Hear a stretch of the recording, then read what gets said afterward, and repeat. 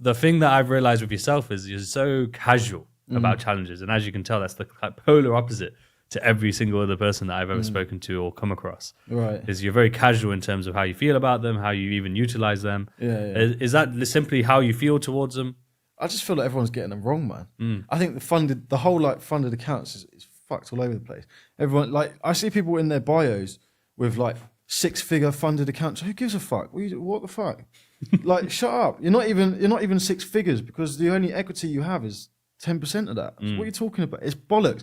And I understand why people do it, because if you put in a title, funded trader, blah, blah, blah, it brings in more. Or if you have it in your account bio on Instagram, 6-figure funded trader, it looks better. I understand why people would do it, but it's just bringing this whole wrong mentality to it. Like, people get so arsey about an account, a funded account.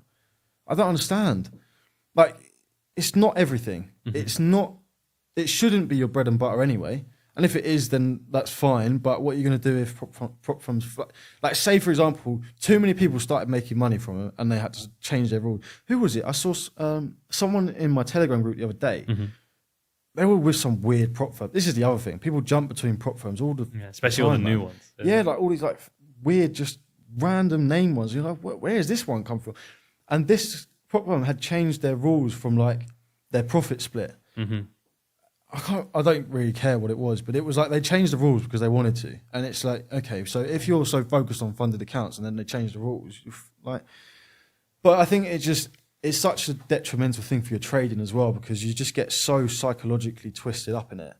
Like, I failed 2 accounts now this year. Well, actually, I failed 1 and the other one I ran out of time on. So you could say they failed 1, you could say I failed 1 and the other one ran out of time. But I could sit there and be like, oh my God, I can't trade. Oh, I failed 2 accounts now and blah, blah, blah. And when I failed the first one, the video was genuinely meant to be me passing the account. Yeah. And it ended up that I think it was the first day I started filming it, I hit my max daily loss. Really? Yeah. And I was just like, oh, fuck it then. I'll just trade my personal account. And then I think I made like 6,700 in the video, which was like good for the video anyway. Yeah. But that's exactly how you should view them, I think, really.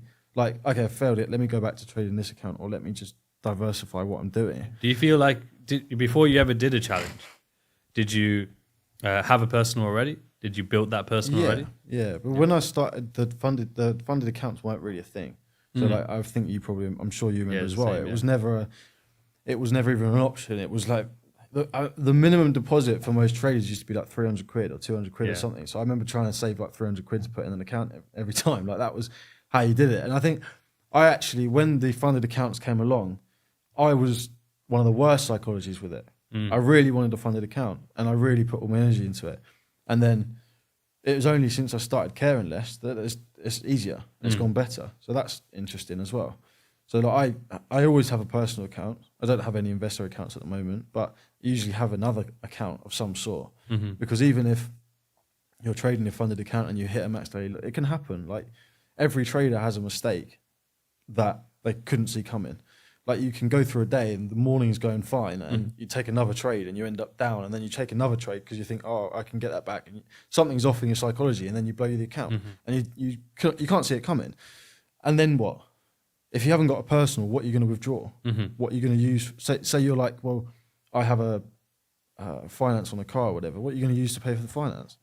Like, if you have a personal, at least you can withdraw some, or you can have a steady and try and trade it differently. So I think that the whole thing of funded accounts is mad. Like, people having it in their bio is stupid. People saying that they're 6-figure traders or £1 million traders is stupid, because they're not trading £1 million. They're trading like 100 grand equity, if that they have no risk on. It's a joke, man. Like, they're brilliant. They are brilliant. But I've started to have enough of it all. Like, seeing it everywhere. People stressing about them all the time and like, oh, I blew my account. Blah. Because you have there obviously everyone knows the positives, right? It's so easy to see that, at the end of the day, you have an opportunity to be able to leverage 6 figures, for example. Even if the equity is left, you can leverage the side. Yes, yeah. There are parameters in place, of course, but they're not necessarily a negative because they're told to you in advance. However, as you mentioned, though, there's no control. You have no personal control other than the trades you take. But in terms of, you can't withdraw when you want, you have profit splits, so you can't withdraw everything or even less or more. You don't have those options. You just when you withdraw, this is the split. And as you said, rightly so, is that a prop firm, should they decide to at any time, can change the rules, shut down, close your account. Yeah. If they're, let's say you made too much money, they can. The thing is, if they're a good prop firm, they won't, because they know it will backfire on them. But if they simply cannot afford to pay you out, then they will find a reason not to. Yeah. And plus, their bylaws, man. Is it? Not just that, in their contract, it will literally say they don't have to give you a reason. So if they, let's say you've followed all their rules and they just decide that they don't want to pay you out, literally in the contract it will say if they want to deny you, they can, and you've signed that contract, right? And let's not forget though, like at the end of the day, none of it's regulated. So all it would take is, let's say for any reason, I don't know, regulators look at it and go, we don't like that for whatever reason, right? We don't like that. Let's shut that down, right? That can happen. That's it. Finish. And then you got to find another one. There you go. Yeah. What are you going to do? And as you say, if you haven't had built your skills or started putting any focus on a personal account or your skill set as a whole, you're going to be left with zero. It's kind of like the whole using signals, for example. The same analogy. It's like if you're just relying on signals, even if they're profitable, if then that guy's gone. If they close that account, then what? People message me on Instagram like, "Oh, do you do a signal service?" And I don't even reply, man. I genuinely just think you're going to learn.